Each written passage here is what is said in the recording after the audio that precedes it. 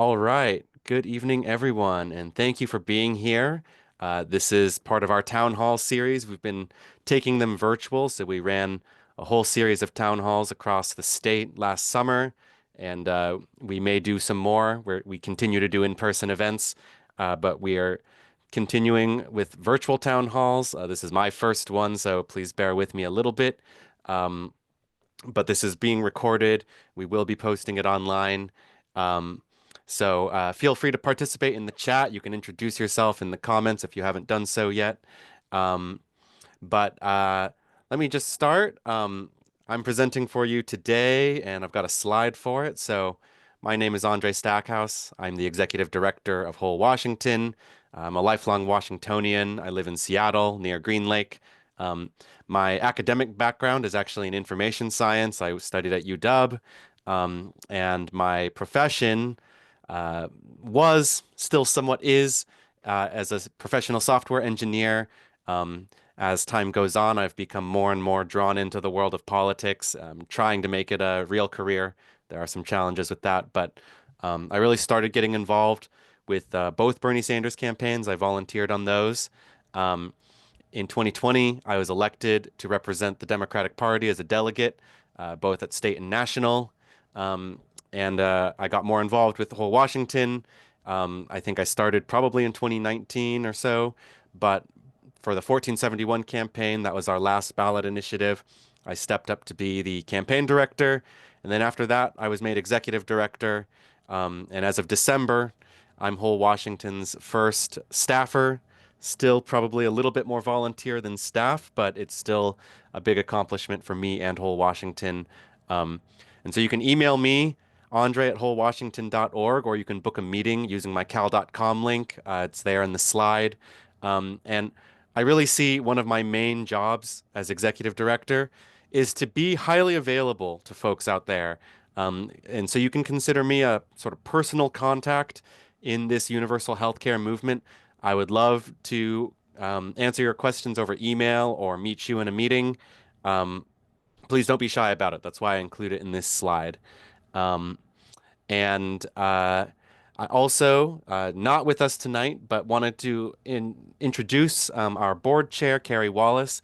So she is from Southwest Washington and Castle Rock, registered nurse for over 20 years, a dues-paying member of both of the major nurses unions in Washington. So that's Washington State Nurses Association and National Nurses United.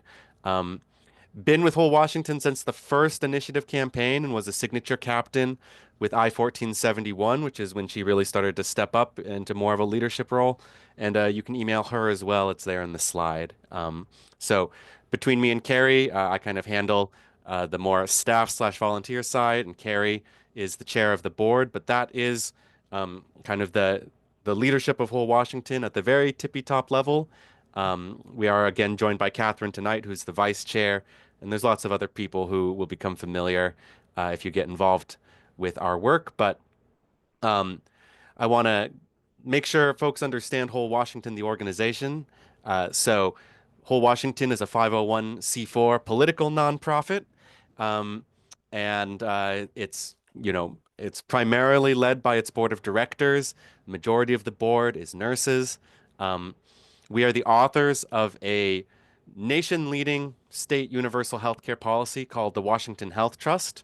We'll get more into that throughout this presentation, but for now, the important thing to know is that it's the only universal healthcare bill in the legislature. We are the largest universal healthcare group in Washington, and we're really the only universal healthcare group that is actively building towards a ballot initiative campaign. Um, we're members of a larger coalition called Healthcare is a Human Right Washington, which is a community labor coalition with over 44 members, as well as 20 allied organizations. That includes a significant amount of organized labor, health boards, community organizations, but we are a member of their steering committee um, because really this work is too big for any one group to do by itself. So it's very important that we take a coalition approach. Um, our website is wholewashington.org. You can also email our info@ address. And there's a ton of information on the website. You'll see a few pages today. Um, but that's Whole Washington, the organization.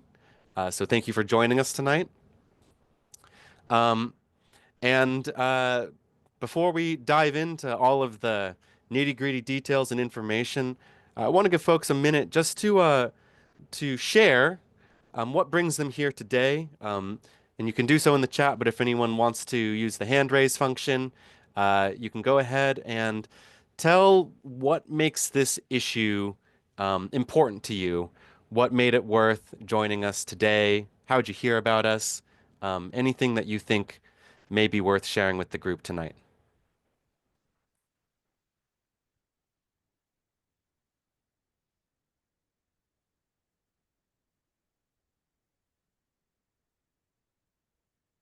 I see a hand from Greg. Go ahead, Greg. Yeah, so I've worked in healthcare IT now for 7 years, and I've seen how the system treats people. And not saying, anything bad about any particular healthcare company, but the system is unfortunately not designed in people's favor, specifically with regards to insurance. And I've seen this just building over years and years and years, and it just getting worse. And all the complaints I've seen, I remember people talking about the idea of universal health care 10 years ago, and it seems like every horrible thing they could ever have said about universal health care that would happen if we adopted something like what they have in Canada or other countries, well, all those bad things have already happened, but under our private insurance. And at this point, it's like, I wish I'd gotten involved sooner because it's like you can't say that the system works anymore. I mean, the numbers themselves back it up. We no longer even have the best healthcare. I mean, the outcomes are worse than other countries that spend less money on healthcare.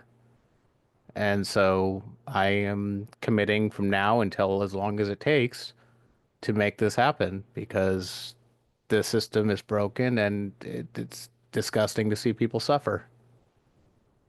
Thank you so much for sharing. I suppose I went a little fast. I forgot to t say just a little bit more about my own story, but just so folks understand, um, our stories are incredibly important to this, and it's part of why we're running these town halls.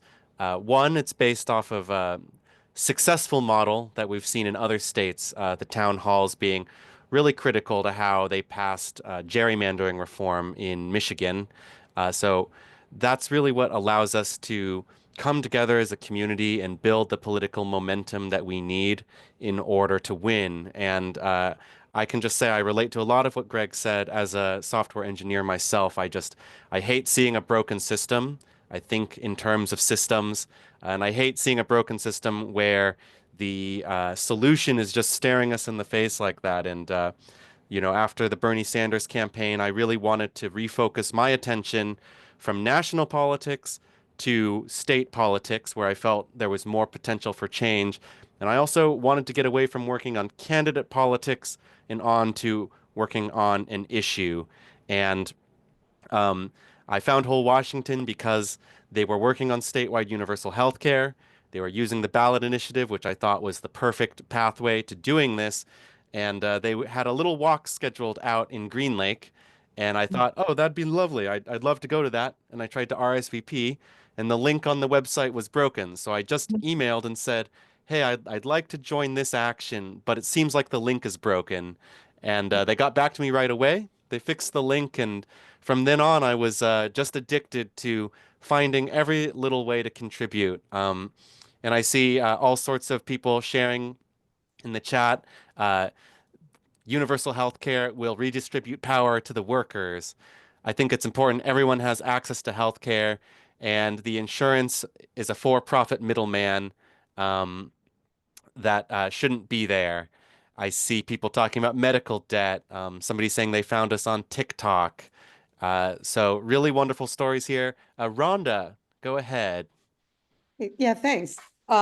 Interesting, like you and Greg, I actually come out of information systems industries as well, usability experts. So right with you on hating broken systems.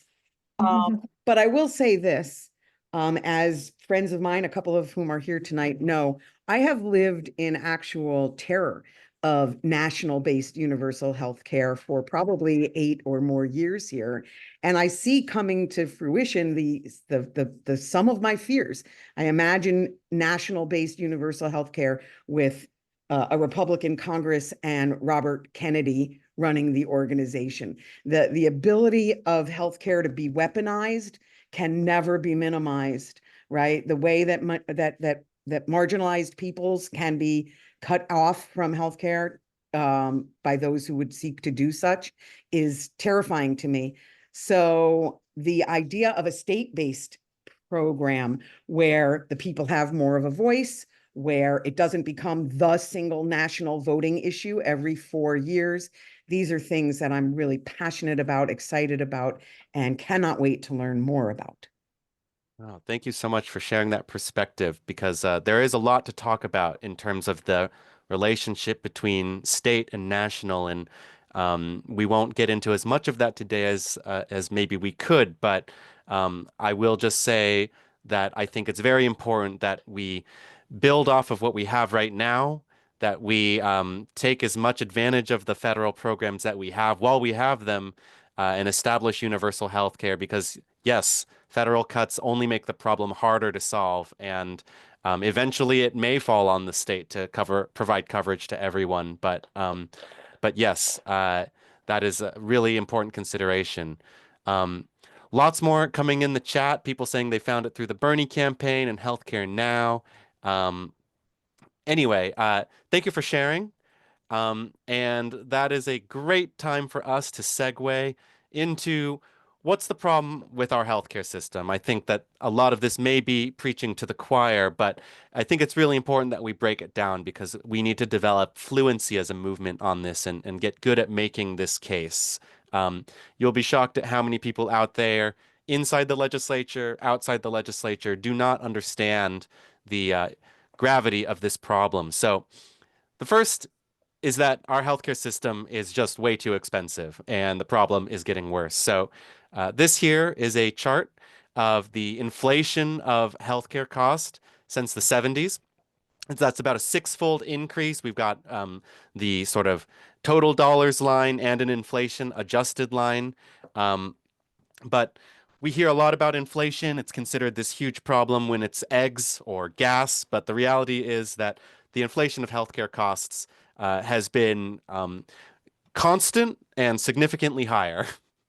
Um, and you can see the United States is a major outlier when compared to other high-income countries, industrialized countries. So on the x-axis here, we've got the healthcare spending per capita, and on the y-axis, we have life expectancy. And you can see the U.S. is a troubling outlier in both. We pay about twice as much as other countries, and yet we are not seeing that returned in longer, healthier lives at all. Where is this money going? Well, a lot of it's wasted. So if we kind of begin to compare the difference between public healthcare and private healthcare, you can see that a program like Medicare has about a 2% administrative waste. And then on the private side, that's about 15% higher. That's just on administration, not actually getting people care. I see a hand from Greg. Yeah, I also think we should consider adjusting that graphic on the right because how much of that money is going to specifically profit to shareholders? Hmm. Yes, that would be a very interesting thing to break down. I think we'll have a little bit more of that, but here's how it breaks down when you look at the total cost across a bunch of these different countries, right? So in the darker green, you have the public spending, and then in the brighter green, you have the private spending. And so here's what you can see is that the United States does not spend significantly more on its public healthcare programs. And in fact, if you compare it, most countries do the bulk of their spending on their public healthcare programs, and then they cover everybody with just a small sliver going to private. It's really the private spending where we double the cost, significantly outspend our peer countries. So it's really in that private sphere where we're spending so much more. Um, so quick moment again, question for the audience here. Again, chat or use your hand raise function. Does anyone have any stories about having difficulty or anxiety about paying for healthcare or avoiding healthcare because of cost? Is that a new hand from Greg? Yeah, I mean, I've never been without insurance and I've never had a problem, but even at the best of times, I mean, I had to be, just horrendously lucky. Like I've had surgeries that I needed that, even with my full insurance coverage, and thank God I had it. But after every visit added up and every bill and everything final, I was still, out at the end of it, $2,000. And what would I have been without it? And what are a lot of people who go without it? I'm sure I'm not the only one who's, had a surgery before and still ended up out of pocket, $2,000, $3,000. And it's just like, it's not possible for everyone to absorb that cost. Hmm. I see people in the chat talking about the cost of medication. Private insurance is crazy expensive and it's hard to choose a plan. Um, let's see. Uh, yeah, people worrying about the portability of their care. I see a hand from Catherine. I just wanted to say that there's been several times that I've had to choose to go without health insurance because maybe I had to choose to take a new job, and back then you had to wait like 3 months before you got on their insurance at the earliest. Or when I was going to school, I didn't have any insurance at all. So you got all your health care that you could done, and then you just laid low and didn't do anything risky, didn't play hard or anything on your off time because of the risk of getting hurt. You didn't have insurance. So there's the cost, and then just the ability to maintain it can be very, very difficult. Um, I did see a thumbs up from Kate. I don't know if that was somebody wanting to share or just a thumbs up. Yeah, just solidarity with both costs of premium and services. You were asking if anybody's had any experience. Yeah, it's just ongoing, and I feel like it changes every time we make a change. And our healthcare premiums for the exact same insurance went up ninefold between December and January, and we have bronze level insurance.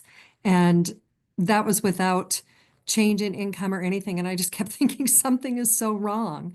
And we switched. Luckily, a new provider in our area moved in and made a little bit of a difference, but it's shocking. Hmm. I see people in the chat talking about the cost for their kids, and I think there's a major component about, the implications this has on the ability to raise a family. People talking about choosing between medications and food.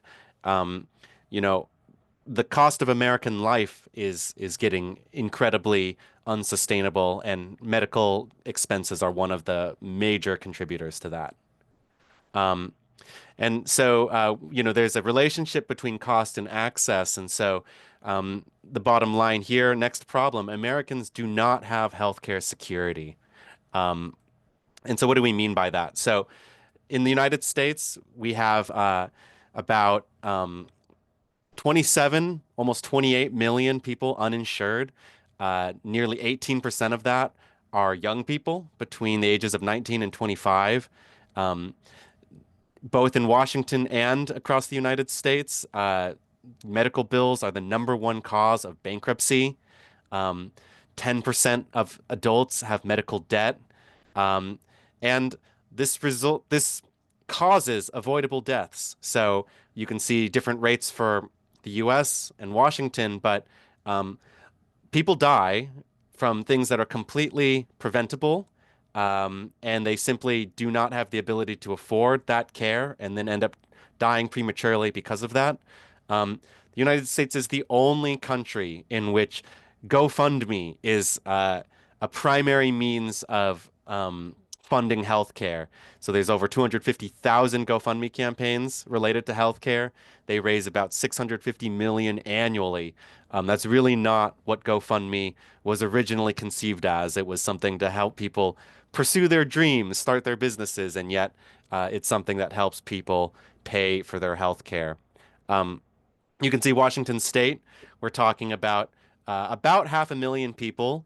Depends on the year and the study you look at, but between 5 and 7% uninsured completely, with that number likely to go up in the next couple of years. And none of this even looks at underinsurance. So we're just looking at completely uninsured.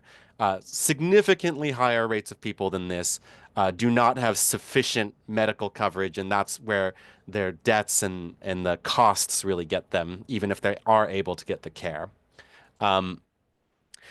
It's not buying us better access. So this is from a study that we worked with Gerald Friedman on. We'll talk more about him later, but you can see that if you look at the average across 9 countries with national health systems, almost half of the people there have difficulty accessing the care they need. In Washington, not in Washington, in the United States, over 30% are struggling to access the care they need as a result of cost. So even though we're paying so much more, it's not getting you better access. And this is a statistic from a RAND study, which is not really where you'd go to for optimistic, progressive perspectives, but they find that a 2% increase in copays results in nearly a 10% reduction in usage. So the more you put on the patient, the less likely they are to actually be able to get the care that they need.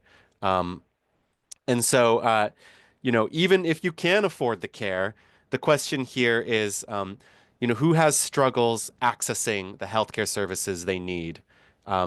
This is often a fear-mongering tactic that gets brought up about universal systems, and yet we have major problems with this in the United States.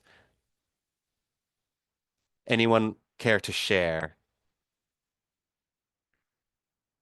Go ahead. Yeah, it's minor, but I mean, again, this goes back to what I was saying earlier about, the fear mongering they used to do to talk about universal health care and try to, distress people against the idea. I have tried to make appointments and these days to see a dermatologist. Average to see my dermatologist is 6 months. To see my primary care is average 3, 6, sometimes last time I scheduled an appointment was the earliest appointment was 8 months out. 8 months. Yeah. For a primary care. That's just insane. hmm And yeah, it can be significantly worse for a specialist. The more specialized your need is, the less likely you are to be able to get it anytime soon. Um, let's see, just giving a quick scan on the chat. Let's go ahead and move on. Okay, so now let's talk about this from a business perspective. Universal healthcare, we think is much better for businesses, much better for workers, and that our current system is anti-business and anti-worker. So what do we mean by that? Well, right now, the United States is a very unique system in which most Americans get their coverage through their employer, about 55%. And really, those rising costs that we were talking about earlier fall on those employers. So health insurance can cost between 15 and 18% of payroll. A lot of the businesses that we've talked to have said those numbers are low. So many businesses really, really struggle to provide healthcare if they provide healthcare to their workforce. The smaller the business, the harder that probably is. And many of these businesses, they don't really have the ability to shop around or compete. They may have only one insurer that they can even use to provide that health care to their workforce. So the cost of healthcare and the healthcare crisis falls very, very hard on businesses. But it's also not good for workers. Workers have even less choice than businesses. In all likelihood, if they are so fortunate to get coverage through their employer, they will not have meaningful choices. And really, people aren't that interested in shopping around for different insurers. What they want to choose is their doctor, their hospital, their own medical decisions.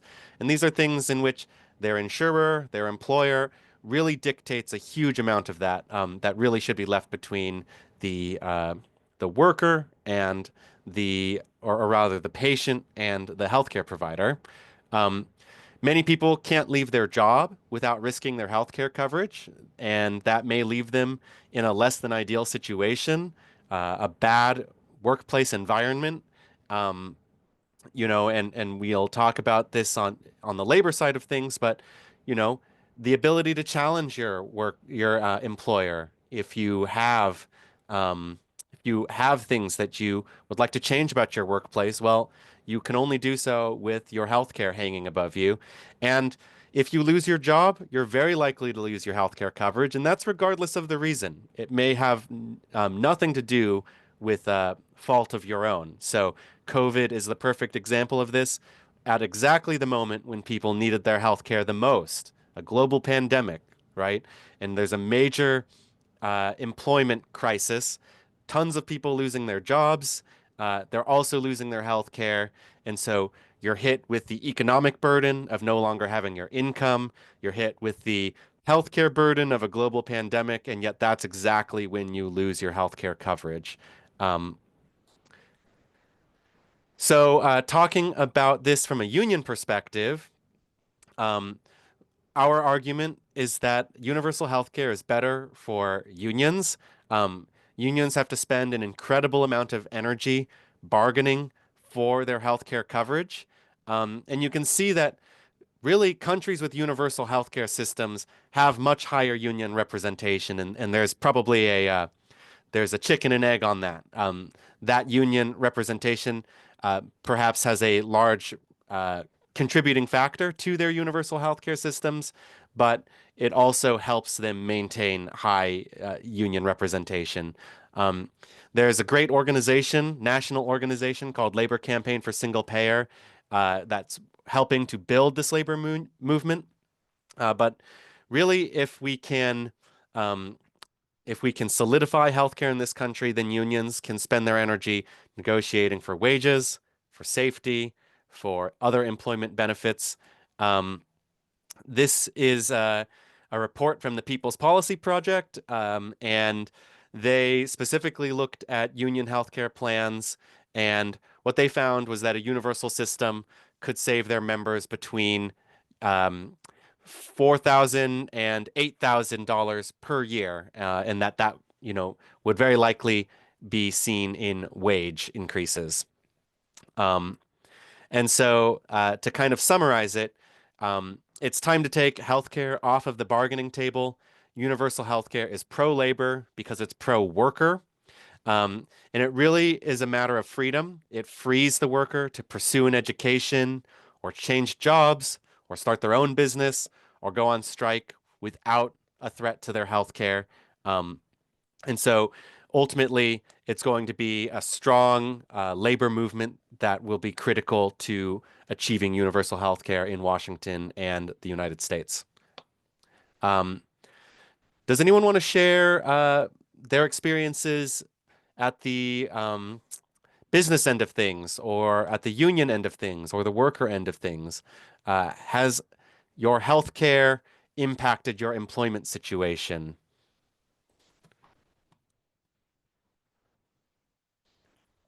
We've had a lot of folks from the business community really talk to us about how challenging it can be to provide health care to their workforce. Any business owners in here today? I'll just speak as a matter of personal experience as the executive director of Whole Washington. And as you know, I've been a volunteer for most of this time, and we have been a entirely grassroots volunteer-run organization for many, many years. And we are just now getting to the point where we can start to bring on part-time staff, contract some work, but healthcare is still not something that we can provide. So that includes to myself, and I have to get my healthcare outside of my my work with Whole Washington, and that's something that we are hoping that we can address. But even in this situation, it's something that we want to provide very badly, but can't do, and that's part of why we fight so hard to universalize it. I'm going to go ahead and move on. So the last thing wrong with our healthcare system, or the last one we're going to cover in this town hall, the system is unfair and it perpetuates inequality. So diving into that, this is a map of Washington State by county, and you can see the different rates of uninsurance by county. And so, you know, sometimes people will say that we have the best healthcare in the world, and that's true if you're able to access it to the full extent, if you have that money, if you live in a place that has the facilities for it. But you can see that here in Washington, in the counties with the best coverage, we're talking about 5 or 6% that don't have insurance, and that rate is about 10% higher in the counties with the worst coverage. So it very much depends on where you live. We are not all getting the same health care, even in the state of Washington. This chart, each of these dots is a county, and you can see that the further right you go, the higher proportion of people are unable to see a doctor because of cost. And then on the y-axis, you have premature mortality. And so you can see a very clear relationship. The less likely you are able to afford a doctor, the more likely you are to die early. This is, again, counties, but we've adjusted that to the rate of child poverty. And you can see that line tighten up. It's almost a straight line if you look at the child poverty rate. And so we're not taking care of our poor, we're not taking care of our children, and it's causing premature death. More inequalities in the system. So this is life expectancy versus income broken down by gender. And so you can see that there is a pretty big gap of almost 10 years between the poorest and the richest in this country, and then a pretty big gulf between men and women. And there are many inequalities in the way the healthcare system treats men and women, as well as the wealthy and the poor. And so that is one way in which the system is not fair. And it may depend on your race as well. So this is a few statistics based on the experience of Black people in the healthcare system. You can see higher rate of uninsurance. You can see higher rates of foregoing healthcare due to cost, and nearly 5% higher rate of self-reported bad experiences with the healthcare system. So it depends on who you are, how you'll be treated. And this is a quote from Dr. Martin Luther King. He is very, very eloquent in the way he speaks, so he doesn't need charts to make this point. Of all the forms of inequality, injustice in health is the most shocking and inhuman because it often results in physical death. Really saying what we just said with statistics with beautiful language. And so I always make the point, we're not just talking about cheaper healthcare. We're not just talking about more convenient healthcare. We're talking about a more just healthcare system and by extension, a more just society. That is a huge part of what guides us in this movement. Another opportunity, and I may have, people may be a little shared out. I'm realizing I had a lot of these stops for people to share, but do people have personal experiences of being treated unfairly or unjustly by the healthcare system?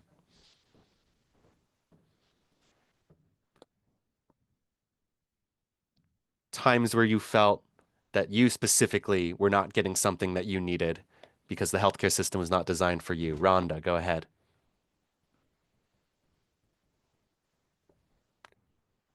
You're still on mute if you're talking.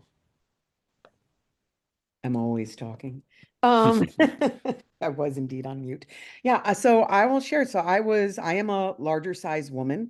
I've had, joint issues. I walk into an orthopedist office and within 5 seconds, they've decided they know me. I'm lazy. I'm sloppy, I eat poorly, and I just want a quick fix rather than to, take care of myself. And the appointment will just always follow that tone. Done. Thank you for sharing. And that's actually we got some feedback on those issues and incorporated some suggestions from advocacy groups into the latest language. So I'm really glad that you were able to share that and that we actually have been able to address some of that. Let's see. Yeah, people talking about having their pain ignored, and that's something that often does have a racial component to it. Uh, I see a question about how the proposed system can make care more evenly distributed across the state. And there are some ways it does that. There are other ways in which that is a problem that will continue to be a challenge, something that we need to find additional solutions for. But the billing system actually contributes to that inequality a lot, and that is something that our bill does address. So let's talk about why it is the way that it is. And there's a lot of reasons for it, but um, overall, universal health care is a net win for most people across most of this country. But there are a few special interests that are negatively impacted and benefit quite a bit from the current system. So money in politics has a lot to do with it. We have a system in which moneyed interests are able to have disproportionate influence on the political system. And so you see that healthcare spending is about 18% of our GDP. That is a huge economic interest in the status quo. And that makes it difficult to change. Um, yes, it's true that doctors and hospitals may feel that they have a good deal from the current system, but we don't tend to think of them as the real bad guys in this equation. But we do have to call out the insurance industry and the pharmaceutical industry. Um, the insurance industry, $1.6 trillion. Pharma, actually quite a bit smaller than that. I was surprised at how much smaller, but still over $500 billion industry. And so that's where you really see, we already saw earlier that we spend way more on private insurance. And we also spend way more on our pharmaceuticals than other countries. And we have major industries backing that up. There are some individuals that are benefiting from this greatly. So if you look at executive salaries, we're talking major salaries across some of these insurance companies. And I see people calling out that language, abruptly leaving. So the United Healthcare CEO was taking home about 142 million. And our point here is not that we condone violence. We're really trying to provide peaceful and political pathways out of this. But at the same time, the point is that this climate of desperation, this rise in political violence, it does come from a place, and it comes from people feeling in an abusive system, people feeling in an unfair system. And so we can't be shocked about the sort of actions that people are taking.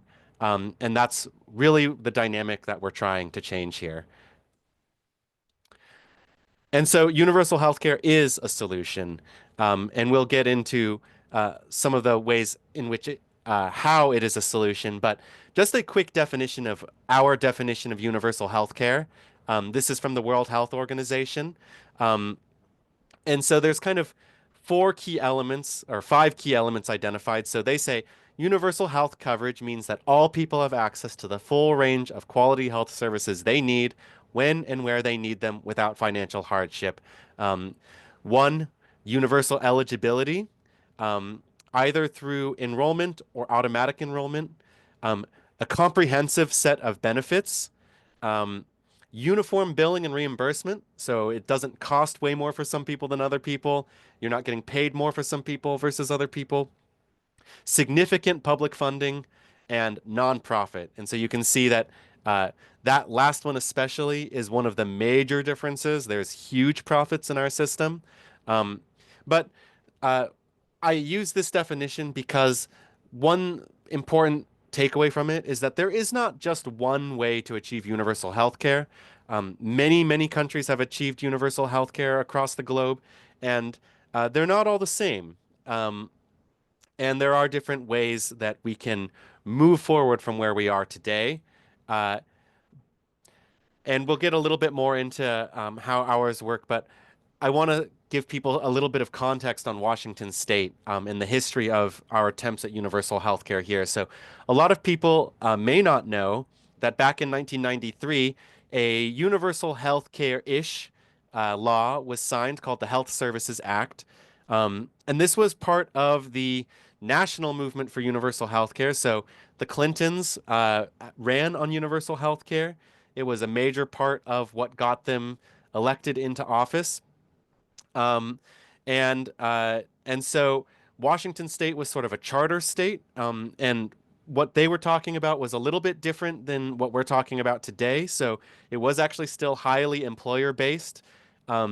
Some folks may say that it was a little bit more comprehensive than, say, the Affordable Care Act, but a little bit less comprehensive than single payer, which is what we talk about now. But the Clintons, the national move met a major setback in what was called the Gingrich Revolution. So there was a major Republican takeover of Congress that really killed the momentum at the national level. And this proliferated down to the states, including Washington. So by 1995, before much of the Health Services Act was implemented, the majority of it was repealed. But the people who believed in it and were moving it forward tried to carry it forward. And so a group called Healthcare for All Washington, who's still active today, they are in the same coalition as us. They developed a single payer proposal called the Washington Health Security Trust, and they tried to take it to the ballot. They were unsuccessful. So they introduced it as legislation a few years later. I think very important to this story. They introduced it with financing, and they introduced it every session between 2003 and 2017. And part of the story on this side of things is that through their advocacy in the legislature, they were first convinced to remove the financing on the grounds that that would make it more politically feasible. We'll pass it first. We'll find out how to pay for it later. And they were still unable to pass it. And eventually, they were encouraged to actually stop introducing universal healthcare legislation altogether and focus on smaller, more incremental wins. And so by 2017, they're convinced to stop introducing single payer into the legislature. And that's right around when Whole Washington comes onto the scene. So we attempt to take it to the ballot with our first initiative campaign, I-1600. We are unsuccessful, but we collect about 120,000 signatures. The next year, we introduce it as legislation, again, with financing. But Healthcare for All Washington pursues a sort of different pathway. And so they are instrumental in creating the Universal Healthcare Commission. And so that commission exists today and supposedly has committed our state to universal healthcare, where they are running studies, and theoretically, it's on them to recommend universal healthcare to the legislature to one day pass. We continue to run initiatives. We continue to introduce bills into the legislature. We always try to improve the bill. And by 2024, our political capital has increased enough that we were invited to present to the commission 3 times. But that more or less gets you to where we are today. We still have a bill in the legislature. It still has financing, and the commission still exists. So now let's talk about the Washington Health Trust itself. What is it? How does it work? I think the first thing to understand about it is that it's primarily a universal healthcare financing bill. So sometimes people will say this is a complete government takeover of healthcare. That's not really the case. As I said earlier, there are different types of universal healthcare, but what ours is single payer. And so there are other countries that have single payer systems like Canada, Taiwan, South Korea, Australia. What this is effectively a separation between the financing and the delivery. So in a single payer system, You have doctors and hospitals, for the most part, remain private practices, but Washington State would take on the bills. So they would send the bill to the state of Washington. And so in that sense, you can think of it as a public health insurance program. Everybody would be eligible and everything would be covered. So in that way, it's different than private insurance. It's really designed to be cradle to grave coverage for all residents of Washington State. And we often talk about how this passed first in the single province of Saskatchewan. So that is a small province, it's rural, it is not really thought of as a highly liberal province, and yet that was the first province that passed it in Canada. And so we can take action here in Washington. It is possible at the state level. And it can have incredible influence on the rest of the country, which we've seen in other areas like, say, marriage equality and drug decriminalization, where Washington has been a leader.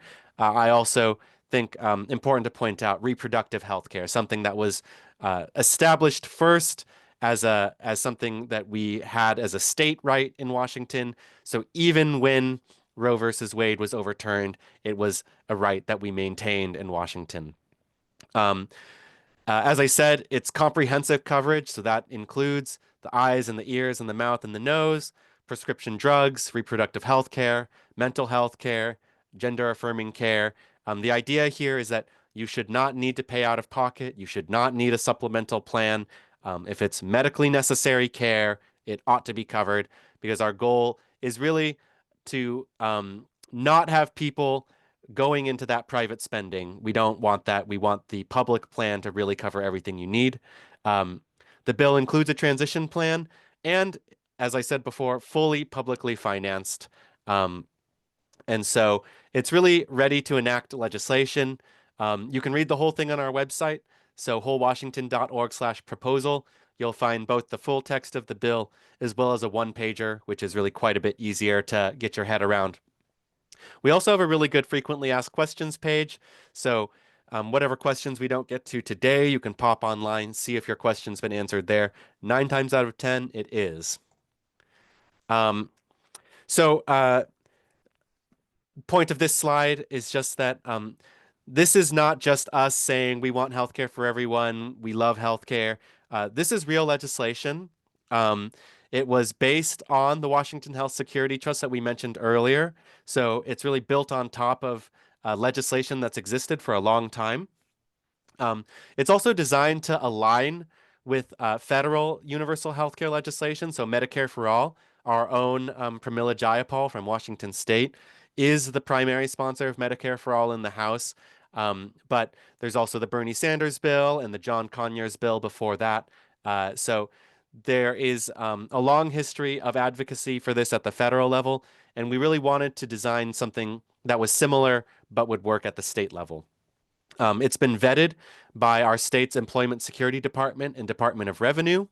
And it's also been designed to navigate federal regulations. So we won't get too deeply into ERISA, but that is a federal regulation that poses some challenge to creating single payer at the state level.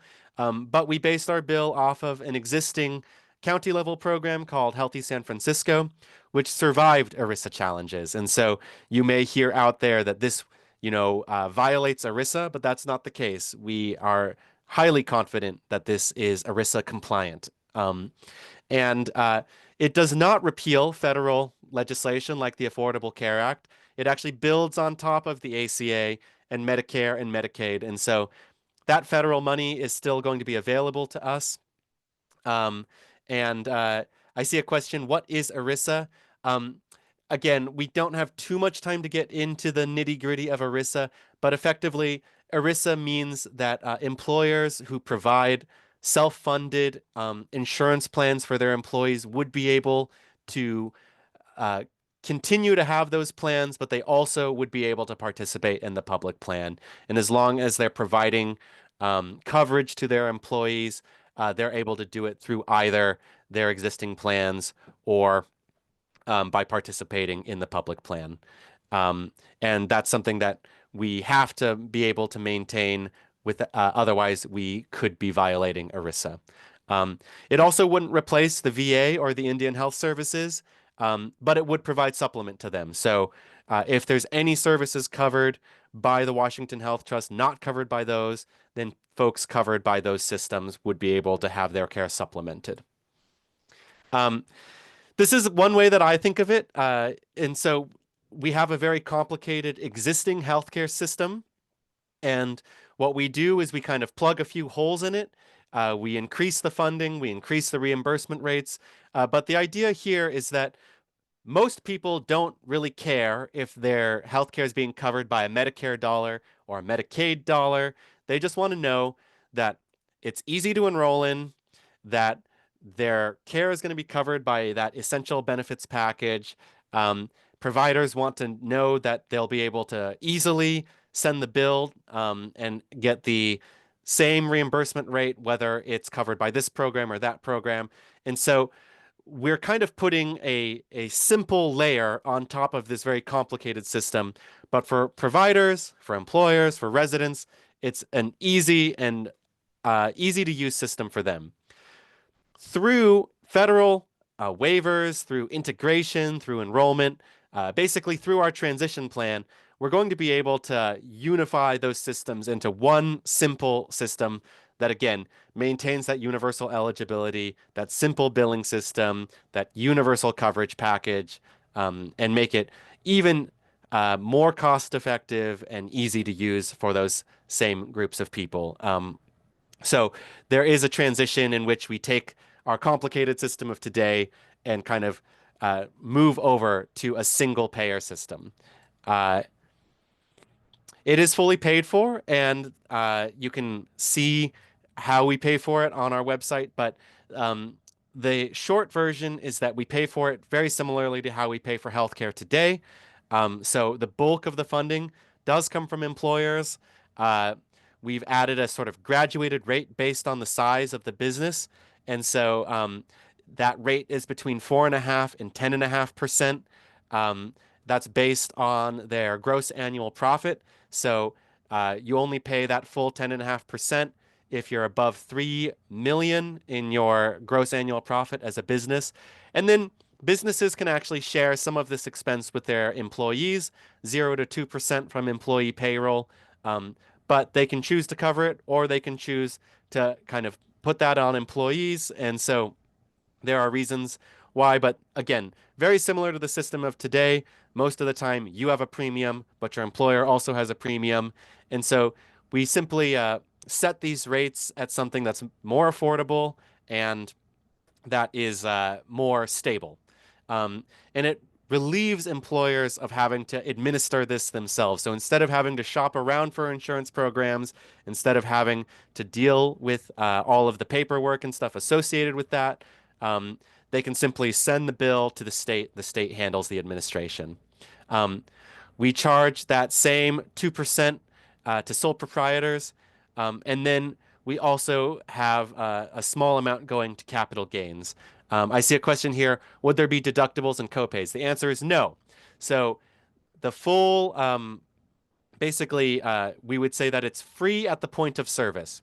So it doesn't cost you more to use more health care. When you go in, you don't get a bill. It's all paid for ahead of time. We really think of it as like similar to, say, the fire department, right? Firefighters don't work for free, but they don't send you a bill when you use their service. And so that's the model that we're trying to replicate for healthcare. 5 to 9% of capital gains is not small, but it's only above 200K. It also exempts home sales. It exempts retirement accounts. So we have a slide that shows that a little bit more in a second. But this kind of shows that different assessment for businesses. So you can see that, you know, at large businesses, they pay a higher rate. Small businesses will be paying quite a bit less than that. Then you can see the split between the employer and the employee, with that smaller sliver being the employee contribution. This is the capital gains portion. And so folks are probably aware that we have a capital gains tax to fund education. And so And so this is really a very small increase on the capital gains. So right now, between above 250, there's the 7% for education. We don't touch that. We don't take any funding from other sources. All of the funding for the Washington Health Trust is new. So there do not need to be cuts from other parts of the budget. But you can see that between 200 and 250, we add 5%. So that's really only lowering the exemption a little bit. And then above 350, we add another 2%. So 7% to education and only 2% for healthcare. So Washington State has a capital gains tax. It largely funds education, and then there's just a slight increase for healthcare. But the bottom line is that this is going to save money. So OFM did run a fiscal note in 2019. It's a little out of date because the bill has changed a fair amount since 2019. But you know, it has been reviewed by the state. The Washington Healthcare Authority ran a study themselves, and what they found was that a universal healthcare system like what we're proposing would save between 800 million and 2.5 billion in the implementation year, which is the most expensive year. Once we are fully transitioned, they're estimating over 5.5 billion annually. Dr. Friedman has run 2 analyses and finds between 5 and 13 billion in savings annually. So they have different methodologies, but what they agree on is that the savings are in the billions. And by the way, you can read these studies as well as a bunch of others at wholewashington.org/studies. Really, they are quite comprehensible. So I do encourage folks to look into more detail if you want to know more about where these savings come from. But this is from that Friedman study. So where are these savings coming from? You can see that the biggest chunks are on administration. So provider administration being the highest savings. That's hospitals. So they spend a ton of money just administering their insurance.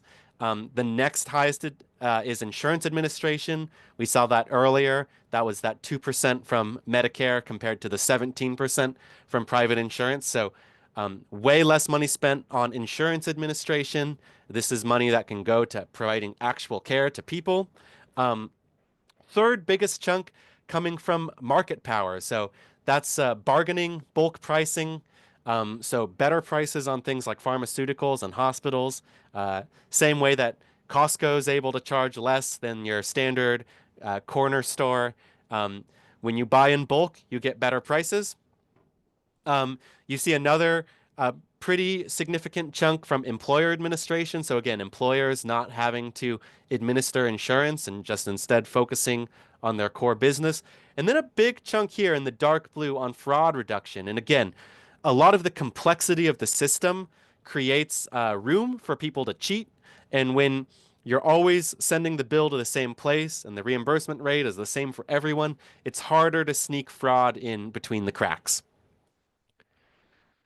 Okay, so now a bit on how we're going to actually make this happen. And there are multiple pathways, but we've had some great progress on the legislative side of things this year. So the easiest way for this to happen, the fastest way for this to happen, is for the legislature to really do its job and legislate and address this issue. And so that requires a bill to go through the House and Senate and be signed by the governor. It's, you know, the classic schoolhouse rock way that a bill becomes a law. You know, for many years, we've had a bill in the Senate. And for a long time, it never really got more than a handful of co-sponsors. But this year, we had huge progress. We got a record 11 co-sponsors that included 2 members of the House Health and Long-Term Care Committee, or the Senate Health and Long-Term Care Committee. So to date, it hasn't gotten a public hearing. We are still holding out hope we may get one this year. But the big progress this year was for the first time we got a bill introduced in the House. So we were never able to get a bill introduced in the House, and so we only had the Senate. And that was a huge part of why the bill may not have been taken as seriously. But I'm getting my words mixed up. Representative Lisa Parsley agreed to be the prime sponsor in the House and was able to secure 17 co-sponsors. Parsley herself is on the House Health and Wellness Committee, as well as 2 other co-sponsors who are on that committee. So we have much larger and much more powerful cohorts in both chambers this year. And it's really getting harder and harder to ignore us. And so before these bills can make it to the floor for a vote, they have to make it through their policy committees. And so there's the House Health and Wellness Committee and the Senate Health and Long-Term Care Committee. Those are chaired by Dan Bernofsky and Annette Cleveland. So they really are the people that we have to commit to take these bills seriously and give them a hearing. And the session goes through April this year. We should know if we're able to get a committee hearing by late March. We are pushing as hard as we can right now, and we will just have to see. But we are fortunate to live in Washington State, where when we don't see the progress we need through the legislative process, we have the initiative process, and we've run them in the past. We've managed to collect between 87,000 and 120,000 in every campaign. But the reality is we need to grow by about 3 or 4 times from those campaigns, because it takes about 400,000 signatures to make the ballot. And it costs a lot of money to succeed. So, we kind of think about 3 different levels. There's cost to launch a campaign, which right now we're saying about 200,000. The cost to make the ballot, maybe closer to $1 million. And to win, we estimate that this may be one of the most expensive initiative campaigns in Washington's history, because of all the reasons we've talked about and the stakes really on the table here, the special interests that stand to lose. So when we looked at the last 4 initiative campaigns that were on the ballot in November, there was a yes campaign and a no campaign on all 4 of those, but they all raised between $6 and $25 million, and that's really what we expect for ourselves as well. And so a lot of that money, will only come once we make the ballot, and then there will be significant investment in the outcomes. But that's really that is the politics of today. That is the politics of big money. So let's talk about what we can do. And the first is our Pledge to Sign campaign. I believe Catherine already shared the link in the chat. But if you have not yet signed our pledge, you can go to wholewashington.org/pledge. That QR code does work. And what this is a way for us to build public support now. So the pledge is not that complicated. It's basically saying that you support statewide universal health care, that you would sign it when we have the next initiative ready for you. And we do ask that you're a registered voter, because ultimately signatures have to come from registered voters in Washington. And so we want to make sure that these pledges are from people who realistically will be able to sign. And so this gives us the means to build public support, to show public support, and it's also a means for us to train people. So collecting a pledge can be very similar to collecting a signature, and we can collect them year-round. We don't have to throw them away. So at the end of every initiative campaign, if we don't make the ballot, all of those signatures go away. But with the pledge, we really get to keep those signatures and build this number until we are ready to win. And so I do see a question in the chat from Catherine about the committee hearing.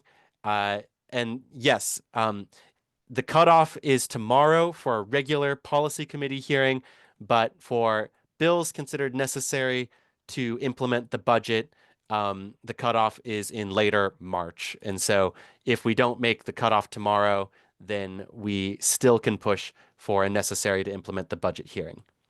Okay, sign up to volunteer. So folks who are here today, may just be passing by because they want to learn more. But if you actually want to get involved, then go to wholewashington.org/volunteer. and there's just a quick form there, and that will follow up with the next steps to how to actually get involved. So it's an easy action you can do right now, and then there will be plenty more for you to do after you are signed up in our system. You also can donate. So, you know, we need money in order to grow from where we are today, in order to bring on staff, in order to hire signature gatherers. Even grassroots initiative campaigns have usually been supported by at least some amount of paid signature gatherers. So that's something that we're hoping we'll have for our next initiative campaign. So you can donate with either ActBlue or Anodot. People have preferences on the payment processor. We are nonpartisan, so we're on both. And any amount is appreciated. But if you can set up a recurring monthly donation, even if it's just a couple bucks a month, that's really what helps us plan ahead and set our budgets and increase our operating budget. And there's also a merch store, so if you prefer to donate by buying a t-shirt or something, our website has some merchandise available there, and that helps us grow and fund more successful actions. We also have literature available on our website that you can print. So wholewashington.org/print, and you can see some stuff available there. We're adding new stuff all the time. So this poster, for instance, if you have a printer, looks good in color, but also looks good in black and white. And you can print out a few copies, put them around your neighborhood. And this can just be a really helpful thing. You know, you can put it up or you can just hand it out to somebody. But it helps people understand the basics of what we're talking about and why. And then you can attend an orientation. So if you're already signed up to volunteer and you're wondering, what do I do next? We've got an orientation next week, and we're going to try to run these monthly.